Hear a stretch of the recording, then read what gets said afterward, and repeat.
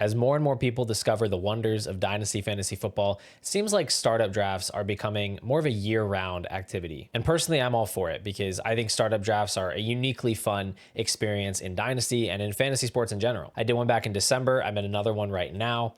But the thing about startups is that they can be difficult to navigate because even if you've done one before, each season presents an entirely new puzzle to solve. And there's plenty of off-season left ahead of us, but today I'm going to share some of my initial thoughts on the 2025 startup meta. My name is Paul. This is Pure Potential. If you enjoyed today's video, make sure to subscribe to the channel, leave a like, leave a comment. Let's get into it. Now, right off the top, my universal advice for every startup draft, no matter the time of the year, is just to be flexible because every single draft is different. You're dealing with 11 other individual managers with their own preferences, with their own biases. Because of this, there's a ton of variance from one startup draft to the next. It's much less predictable than an underdog draft, for example, where people are much more tethered to the ADP. The default ADP in Sleeper is awful. And I think the majority of drafters are just kind of ignoring that, putting players they like in their queue. But I would recommend that you use dynastydatalab.com, which is by far the best free source for accurate startup ADP. And this is not a sponsorship or anything. It's just an irreplaceable resource, honestly, that will completely change your draft experience. I don't really remember what it was like doing startups before I was using Dynasty Data Lab, but it'll let you pull actual startup ADP from any time range. I like to look at the last month or so, and I'll just put that in a tab in my browser, just leave it up while I'm doing the draft.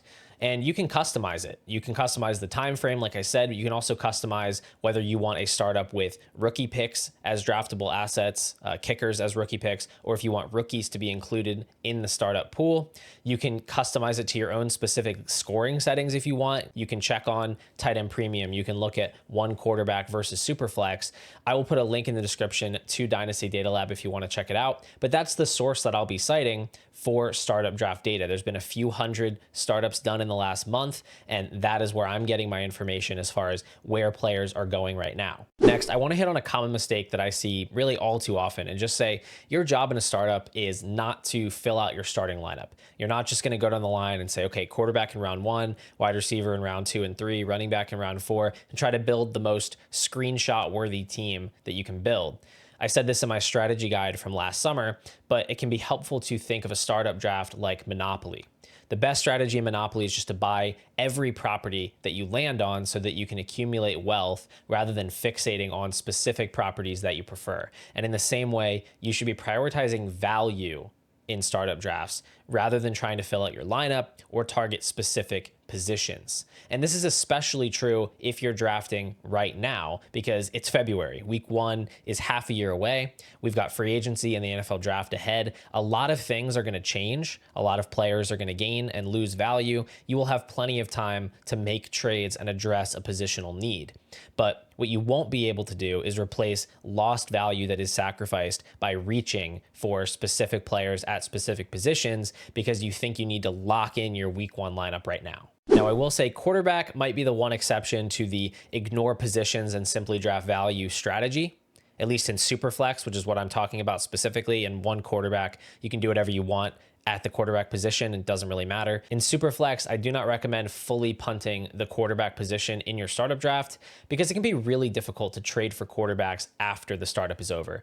And for more on that concept, you can actually go and check out my guide from last summer because that advice still holds true. I don't need to rehash all of what I said in that video. I'll put a link in the description if you're interested in the quarterback economics of established leagues. But today I want to focus on my favorite ways to attack the quarterback position in current startup drafts and some of my least favorite values on the board. So based on this month's startup ADP, the 5th round is my absolute favorite place to draft a quarterback. You've got Trevor Lawrence, Dak Prescott, and JJ McCarthy all going in the 5th round. I listed all 3 of these guys as buy candidates in my video from a couple weeks ago. I think each one of them is being undervalued for different reasons. But looking at these 3 quarterbacks, I view all of them as safe options that are going to start for multiple years. And I think they all have reasonable scoring upside as well. You have Dak with multiple top 5 finishes in his career. Trevor Lawrence has shown flashes of upside and mobility. And now he has potentially a massive coaching upgrade in Liam Cohn. And then JJ McCarthy was a talented prospect, first round pick,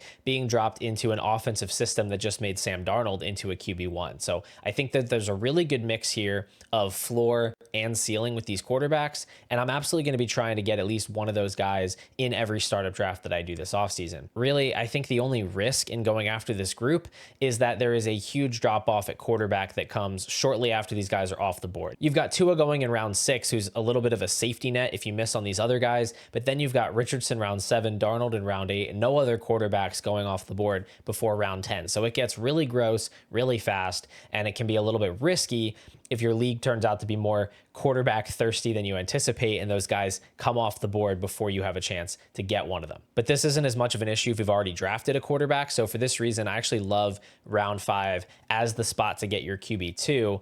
Getting someone like Josh Allen, Jaden Daniels, Lamar Jackson in the first round, pairing them up with one of these round 5 quarterbacks, I think that's probably the ideal quarterback build that I'll be targeting in startups this offseason. And already having that superstar quarterback that does soften the blow a little bit if you miss on these guys and you need to rely on someone like a Matt Stafford or Geno Smith as your QB2. Now, my least favorite values on the board right now are these round 2 and round 3 quarterbacks where I'm not convinced they have that truly elite ceiling, but the main issue is just the opportunity cost. So specifically going to call out Justin Herbert, CJ Stroud, Bo Nix, and Jordan Love, who are coming off the board between 206 and 304 right now. And it's not that these guys are not good quarterbacks. They're all good quarterbacks, and I think they all have reasonably high ceilings. It's just when you are looking at the board here, you have to pass on Trey McBride, Nico Collins, the 101, Drake London, Ladd McConkey to draft these quarterbacks. When you look at the round 5 guys that I talked about earlier, your opportunity cost is just significantly lower. You're passing on guys like Josh Jacobs, Devonta Smith, Chase Brown, the 104.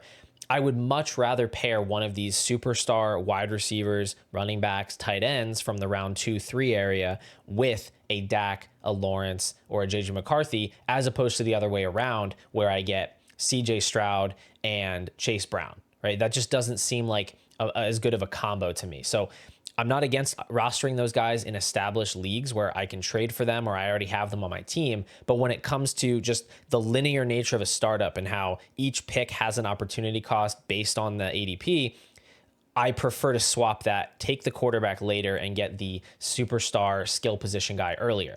And if I am going to go quarterback in that range around that 2-3 turn, personally, my guy is Drake May there, just because I believe he has the highest fantasy upside of the group, just with his rushing ability, what he was able to do last year with such a limited supporting cast. I'm very high on him. But you could also make a similar argument for Caleb Williams if that's your flavor. He also does have the mobility. He's getting the coaching upgrade. I can see that case as well. The other guys, I'm not quite as excited about. But outside of that, I really can't poke too many holes in the quarterback ADP. It seems pretty reasonable to me. I'd say Geno Smith and Justin Fields are by far my favorite late options. I actually drafted both of those guys with Jaden Daniels to form my quarterback room in the recent Pure Potential YouTube member startup draft. And by the way, if you do want the chance to join startups with me, plus a bunch of way cooler, more useful perks like my top 200 Dynasty rankings, private channels in the Pure Potential Discord, and weekly members-only live streams right here on YouTube, you should consider hitting that join button underneath this video or on my channel page. Or if that button's not showing up, you can go to the description. There is a link there as well if you want to become a YouTube member today. We have an amazing community of about 50 members at this point who are honestly an asset in their own right, just because of their Dynasty knowledge. But becoming a YouTube member is hands down the best way that you can support the channel, that you can help me keep this thing going. So if you have any other questions about membership, leave a comment down below. Otherwise, let's get on with the video. All right, now let's talk about some risky assets that I'd rather avoid in startups prior to free agency and the draft, because I don't think that the risk for these players is quite baked in enough to their startup ADPs. I've got 3 running backs here and 1 quarterback who, depending on who you ask, might be better off switching to running back.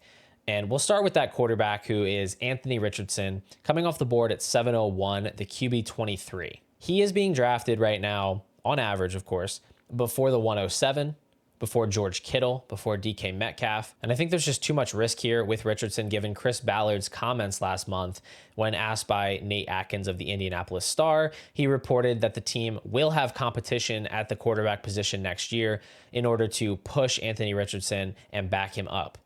Now, my read here is that Shane Steichen and general manager Chris Ballard, they're going to be in full self-preservation mode next season. It's honestly astonishing to me that either of them kept their jobs. I don't think that they're going to survive another failed season. So whether it's rational or not, I expect the Colts to bring in pretty legit competition this offseason, whether it's through free agency, somebody like Justin Fields or Sam Darnold, or whether it's another quarterback in the draft like a Jalen Milroe. And I think that Richardson is going to have a pretty short leash next year. I'm just not confident enough in him taking a big step forward that he's going to stave off that competition, that he's going to stay off the field. So I am out on him at this price. Then we have Isiah Pacheco, who's the most expensive of these running backs that I'm avoiding, going in the 8th round as the RB 18 off the board. Frankly, his price is shocking to me. He's never been a particularly impressive running back, definitely solid, but not necessarily a special talent. And now you have him coming off this broken leg. He's going into the last year of his rookie deal as a round 7 pick. The team, once again, has basically nothing around him. Kareem Hunt is hitting free agency. They have Carson Steele on the bench and basically nothing else. Now, they could choose to ignore the position once again, or they could make a pretty substantial investment in the draft. And this just feels like a really steep price to pay for a fragile running back who I don't really see as having significantly higher upside than the guys that are going around him. I specifically prefer Tyrone Tracy or Alvin Kamara, who are both going in this same round, or you can wait a couple of rounds and you can take James Conner, or you can take Tony Pollard, who have contracts. I just don't really see the appeal of Pacheco at this price. And the same thing goes for DeAndre Swift, who's admittedly a little bit less expensive, but he's going in the 10th round as the RB23. And Swift did sign a decent sized contract last offseason. If you'll remember, he was actually one of the first players signed in free agency. And that deal, it is a multi-year deal, but there is an entirely new coaching staff in place here. We have this great incoming rookie draft class. Swift only scored 12.6 points per game last season, despite having very little competition for touches, despite having the bulk of the work. And now I think he's at high risk of getting entirely nuked by a new running back addition, or at least placed into more of a timeshare in Ben Johnson's offense. So as far as I'm concerned, the juice just isn't worth the squeeze here. And then finally, J.K. Dobbins, 11th round pick, RB28. I'm really struggling to get excited about him as a startup pick in this range. I know he had a great 2024 season, especially relative to expectations, and I'm absolutely thrilled for him that he was able to produce despite his previous injuries, that he was able to put up a productive year. He did still have a stint on IR with a knee injury. He did miss 4 or 5 games there, and his efficiency did kind of fall off a cliff after the first few weeks of the season. So I'm still pretty skeptical about his durability, about his long-term viability in the league. And there are other running backs going in this same range that have starting jobs locked up, that have long-term contracts. J.K. Dobbins is a free agent. And granted, he's probably one of the better free agents that are available, but he still doesn't have that same level of security right now, at least in my eyes, as somebody like Ramondre Stevenson in the same round, as Tony Pollard in the same round. And obviously you get this late in the draft, nobody is going to be perfectly insulated. I understand that. If they were, they would be more expensive, but Dobbins does strike me as particularly risky here in the 11th round. All right, let's close things out today with some late round values. These are all guys going after round 12 that I think are just slam dunk picks at their ADP. The first one is going to be Jaylen Warren, 1309 ADP, RB36. He's likely to be retained by the Steelers as a restricted free agent, with Najee Harris walking as an unrestricted free agent, likely signing elsewhere. I think the case here with Warren is just that his value, where it is, it's so low right now, it's probably going to hold even if the Steelers do add another running back this offseason, a lower tier free agent or like a round 3 or later running back in the draft. But if that happens, I don't think he's going to lose much value, because I think it's going to be clear based on the contract extension that he signs that he is in the team's plans. If the Steelers don't really do anything at running back, if they only bring in depth guys behind Warren, he has the potential to significantly rise in value, and I'm a believer in his talent. So if he was going to have more of a full-time starting role, I'd be incredibly in on him at cost. And really the only case for him losing significant value is if the Steelers go out and add a running back in round 1 or round 2 of the draft, which certainly in the realm of possibilities, I just don't think that it's terribly likely, and I'm willing to bet against that at this ADP. Jalen Coker is another late round guy that I really like here at his ADP of 1408 is the wide receiver 55. He had an extremely solid rookie season for an undrafted free agent, decent yards per out run, targets per out run, and all that. The Panthers depth chart right now is totally barren. So even if they make a significant investment, even if they got Ted McMillan or they got T. Higgins, there's still plenty of room for Coker to have basically a full-time role in this team. And the biggest thing that I really can't understand is why does he go 3 rounds after Xavier Legette? He had a better rookie season than Xavier Legette, who's going at the end of the 11th round. So much prefer Coker to Legette at that price. And if you're looking for a way to buy into the Panthers offense, potentially sustaining some of their success from late last year, Coker is probably my favorite way to do that. And then we've got Christian Kirk going even later in the 15th round as the wide receiver 62. As far as I'm concerned, this is a great price for Christian Kirk, whether he's back with the Jaguars or not. I expect him to be back. I haven't necessarily heard that he's not going to be back. I know there were some trade rumors last offseason. Maybe he does get traded. But regardless, I like him at this price. Prior to 2024, Kirk had scored at least 12 points per game in 4 of his last 5 seasons. He had a 14 point per game season a couple years back. He's not exactly an upside play, but he's an extremely cheap price here for a useful flex play. And he's not going to turn 29 until November. So it's not like he's a super old wide receiver. He's got multiple seasons left, and he's only coming off of a broken collarbone. It's not like an injury that should limit him much coming back from that injury. Now, if the Jaguars do retain him, I'm especially excited because I think he could find himself in a version of that Chris Godwin role in Liam Cohen's offense, which was pretty insane for fantasy football. Chris Godwin was pacing to be a top 3 wide receiver in fantasy football last year before he got injured. I don't necessarily think that was going to keep up, but Kirk could find himself in a pretty fantasy-friendly role here. And again, he's just insanely cheap at this price. And then looking even further down the board, I think there are a couple quarterbacks worth throwing a dart at in these later rounds. Daniel Jones going at the end of the 18th round, and then Jameis Winston all the way down to the 21st round.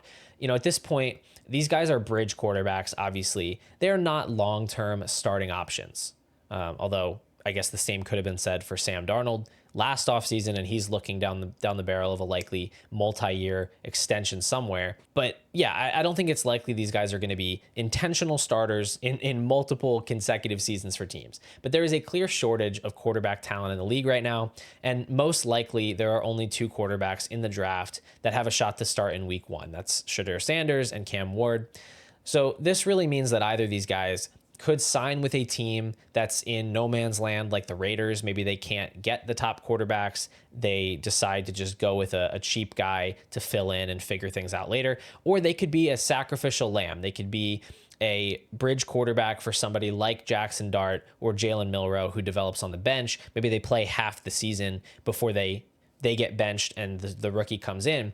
But the benefit of these 2 guys specifically, as opposed to someone like Jacoby Brissett last year, is that they bring actual fantasy upside to the table. So even if they are straight backups, even if you draft these guys now and they don't end up being starters at all, they're still worth rostering in deeper superflex leagues because if there's an injury, if they do end up starting in real life, you know that you can start them in fantasy. Anyway, that's going to do it for today, guys. As always, thanks so much for watching the video. Thank you for supporting the channel. If you enjoy my Dynasty content, please go ahead and hit that subscribe button. It really goes a long way. And if you have any other startup tips or you have more questions, leave a comment down below. I'll be back soon with another Dynasty video, and I hope I'll see you then.